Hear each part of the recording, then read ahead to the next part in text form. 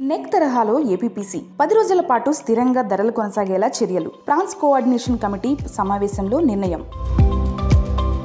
రొయ్యల స్థానిక వినియోగం పెంచడమే లక్ష్యంగా national egg coordination committee neck తరహాలో ఏపీ ప్రాన్స్ ప్రొడ్యూసర్స్ కంపెనీ ఏర్పాటు చేయాలని ప్రాన్స్ కోఆర్డినేషన్ కమిటీ నిర్ణయించింది. శాసనసభ డిప్యూటీ స్పీకర్ రఘురామకృష్ణరాజు అధ్యక్షతన మత్స్యశాఖ కమిషనర్ కార్యాలయంలో మంగళవారం కమిటీ సమావేశం జరిగింది.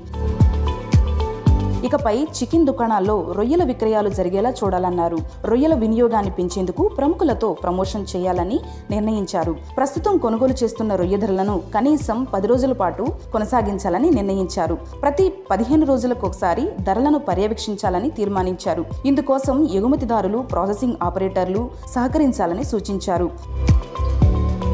ఏపీపీసీ ఏర్పాటుతో స్థానిక వినియోగం పెంచడం ద్వారా రైతులకు గిట్టుబాటు ధర కల్పించాలని నిర్ణయించారు. ఎప్సిడా కోవైస్ chairman Anam Venkataramana Reddy, APIIC chairman Mantina Ramaraju, మాజీ ఎంపీ బీదా మస్తాన్ రావు, నెక్ వైస్ చైర్మన్ సురేష్ రాయుడు పాల్గొన్నారు.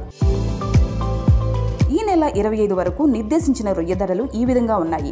100 count ₹230, 90 count $240, 80 count $260, 70 count $280, 60 count ₹305, 50 count $325, 40 count ₹345 ఉన్నాయి.